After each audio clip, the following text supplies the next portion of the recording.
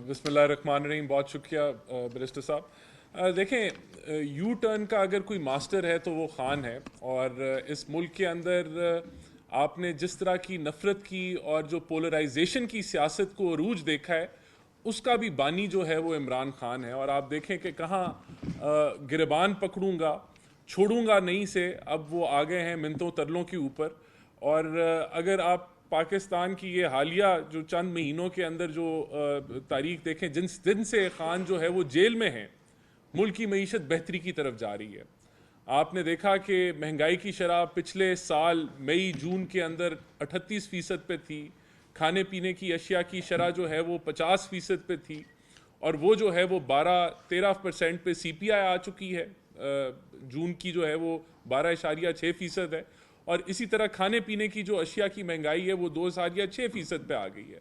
Overall आप देखें कि रुपया मुस्तहकम हो गया है और चीज़ें बेहतरी की तरफ जो है वो जा रही हैं। आपका एक्सचेंज रेट स्टेबलाइज करना बहुत बड़ा मरहला था।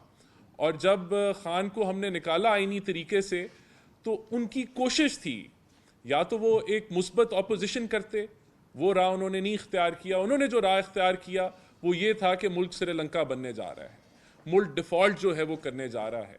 और जो प्रोपोगंडा कैंपेन की और जिस तरह के फ्लॉप लॉन्ग मार्च किए, उन्होंने बेइंतहा कोशिश की कि मुल्क की मईशत को बिठाने की वो हर कोशिश करें, पॉलिटिकल इंस्टेबिलिटी फैलाने की वो हर कोशिश करें। लेकिन वो फेल हो गए, उसमें कामयाब नहीं हुए, क्योंकि मियाँ शहबाज शरीफ उस वक्त वज़ीर आज़म थी और उन्होंने मुल्क को जो है वो डिफ़ॉल्ट से बचाया। आज आपका रुपया मुस्तहकम होने की वजह से सबसे बड़ी जो बेसिस बन गई है कि आप महंगाई को काबू करें और आपकी जो इकोनॉमिक स्टेबिलिटी है वो इंश्योर हो रही है। यहाँ से आगे जब हम बढ़ेंगे तो आप देखेंगे कि महंगाई के अंदर इंशाल्लाह कमी आती रहेगी। और हमारा टारगेट है कि 2025 के अख्ताम में ये सिंगल डिजिट पे आ जाए। कोशिश है उससे पहले आ जाए, लेकिन ये हमारा मंशूर भी है। और हमारा इसको हमने जो है अपनी बजट में भी इंडिकेट किया है कि हम सिंगल डिजिट इन्फ्लेशन की तरफ जो है वो जल्द बढ़ने जा रहे हैं।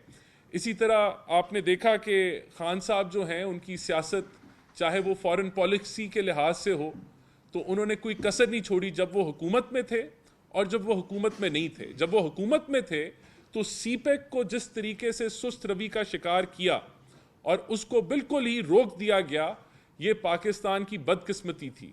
वो जो दौर जो 2018 से 2023 का दौर था, वो इंडस्ट्रियलाइजेशन का दौर था। उसमें यहाँ इंडस्ट्री रिलोकेट होनी थी चाइना से, जिसको अब हम दोबारा बहाल कर रहे हैं। फिर हम रिलोकेशन ऑफ इंडस्ट्री, तो तब आपके चाइना से तल्लुकात जिस तरीके से नोज डाइव किए, जिस तरीके से सीपेक नोज डाइव किया, उसकी बहाली आज जारी है।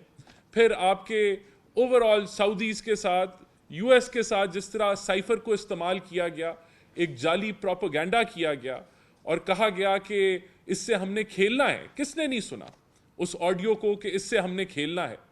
और अगर उस ऑडियो का फोरेंसिक हो जाता तो ये ओपन एंड शट केस था। ये भी बदकिस्मती है कि हम जो हकायक हमारे सामने हैं, जो शवाहिद हमारे सामने हैं, उनको हमने इस्तेमाल नहीं किया अदालती निज़ाम ने। और अगर वो होती तो मेरे ख्याल से ये चीज़ें बड़ी क्लैरिटी के साथ होती। लेकिन आपकी फॉरेन पॉलिसी को धचका दिया गया। कभी आपने सुना था कि लोकल सियासत के अंदर आप खारजा पॉलिसी को रगड़ना शुरू कर दें?